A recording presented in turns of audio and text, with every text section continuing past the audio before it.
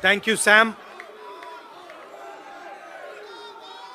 I'd like to welcome everybody, starting with Namaskar, starting with Sam Pitroda ji, Aarti Krishna ji, Mohinder Singh ji, George Abraham ji, Pradeep Samla ji, Bhullar ji, Gurdev Haier ji, leaders on the dais, and dear members of IOC, ladies and gentlemen, I'd like to welcome all of you here and wish you happy Onam and happy Ganesh Chaturthi.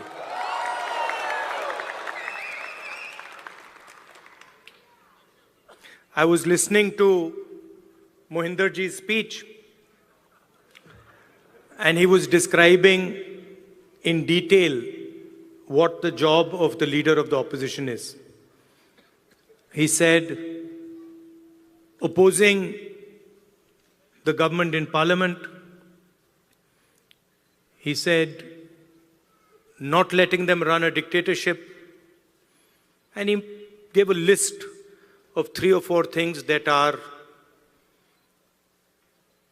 define what a leader of opposition is supposed to do. This is true. One can say that those are all elements of the job. But while he was speaking, I was thinking to myself, actually, that is not really my role. Those are maybe my responsibilities. But my role is broader and bigger than that, and in many ways simpler than that. And while he was speaking, I thought to myself, if I'm going to speak to people of Dallas, I need to be clear about what my role is. And so I'd like to tell you that I believe my role is injecting the values of love, respect, and humility in Indian politics. I think what is missing in our political system and across parties, love, respect, and humility. Love to all human beings, not necessarily only of one religion, one community, one caste, one state, or to those who speak one language. Respect to everybody who is trying to build an India, not just the most powerful, but the weakest. And humility, not in others, but in oneself. So I think that is how I see my role. And if you were to ask me 5 years from now, do you consider yourself successful? I would look at these 3 things. I would say, have I helped bring the idea of love into the forefront of Indian politics? Have I helped make politicians and others, and myself in particular,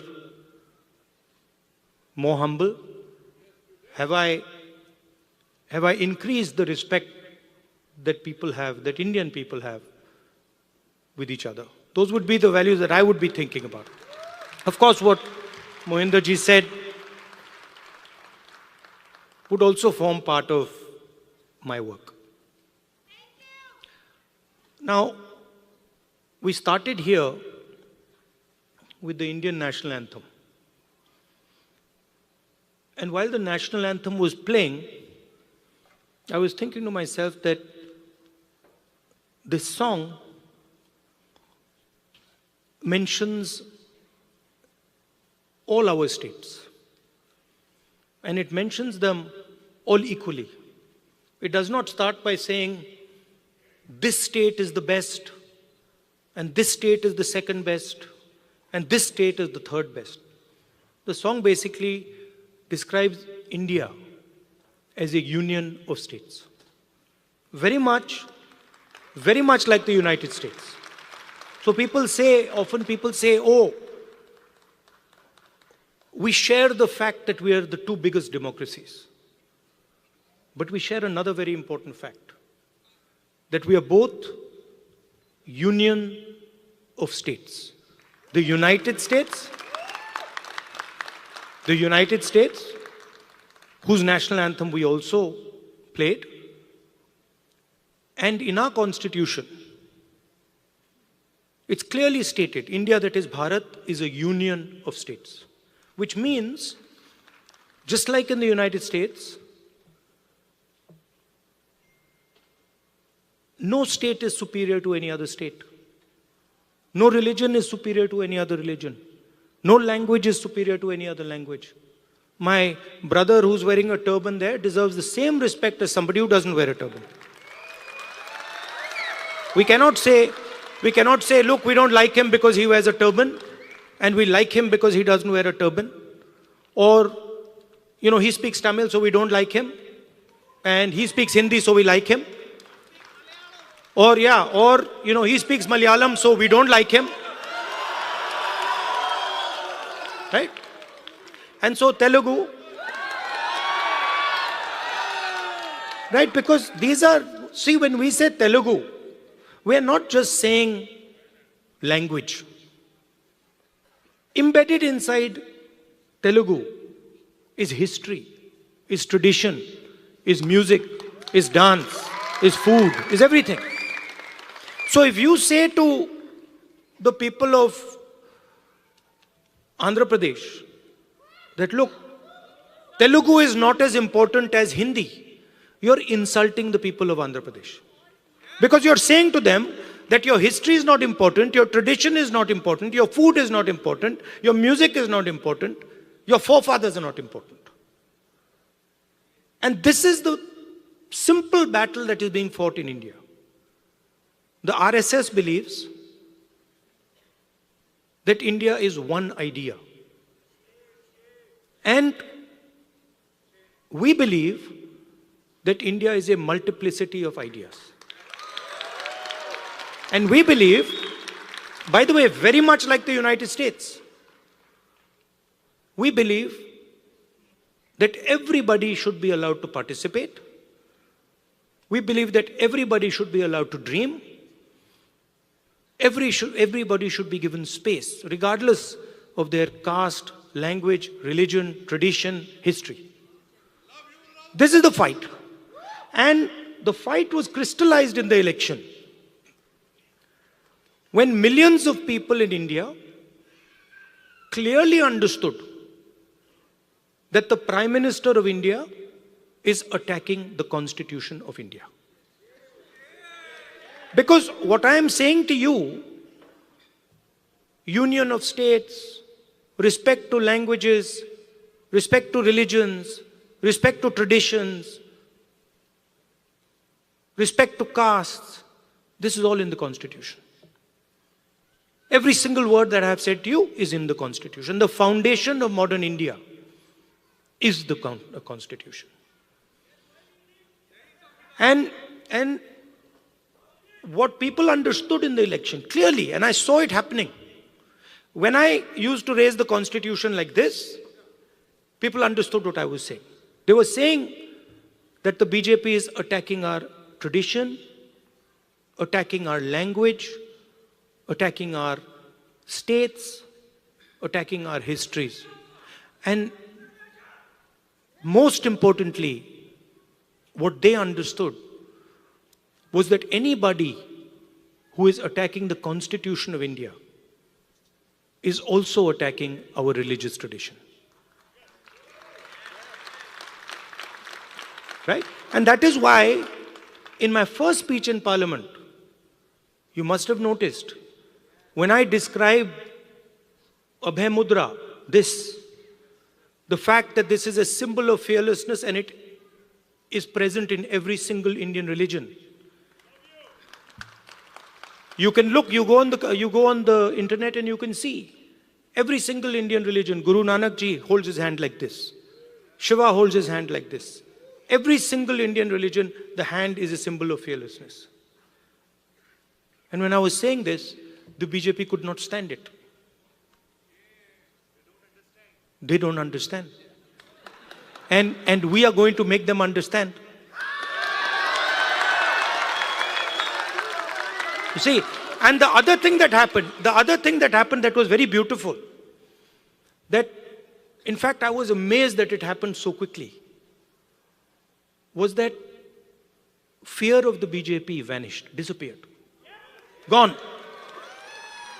And we saw that immediately, within minutes of the election result, nobody in India was scared of the BJP or the Prime Minister of India. So these are huge achievements, not of Rahul Gandhi or the Congress party. We are peripheral. These are huge achievements of the people of India who realized, of democracy, of the people of India who realized that we are not going to accept an attack on our constitution. We are not going to accept an attack on our religion. We are not going to accept an attack on our states. Now finally, I'm speaking to people in Dallas. And who are you? You are people who have come from India. And the values that I have been describing, values of the Constitution, values of respect, values of humility, you carry them inside your heart. You have them in your blood. So when you came to this country, you did not come with arrogance. You came with humility. You did not come with hatred. You came with love and affection. And you did not come with disrespect, saying that, we are come to America and who are these people? We'll show them. No, you came with respect. So inside your heart is respect, is love, humility. And you are our ambassadors in one way. You're the bridge between these two unions. United States of America and Union of States, which is written in our Constitution. And so you have a very important role.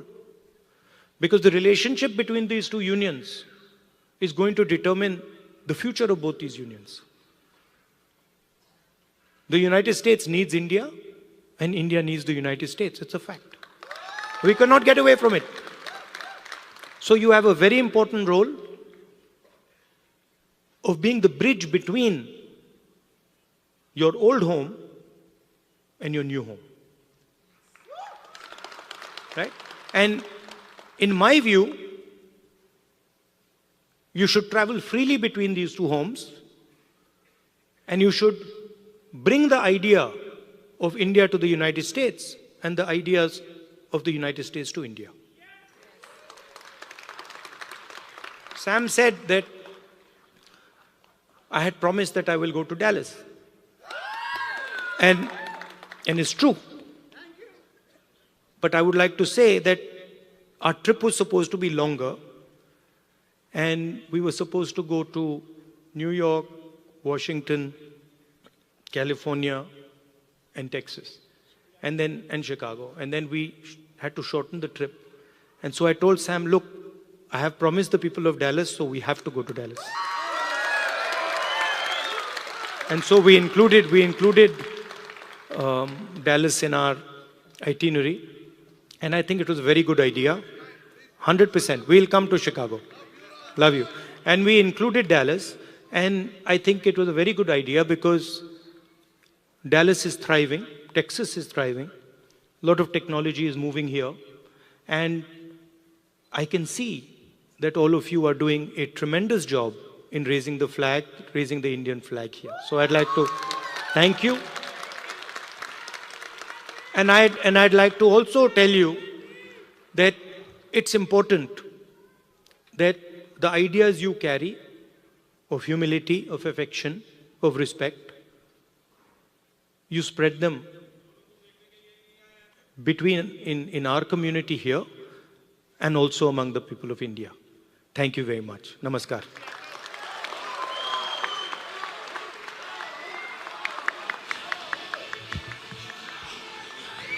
Wow, what an inspirational speech, right?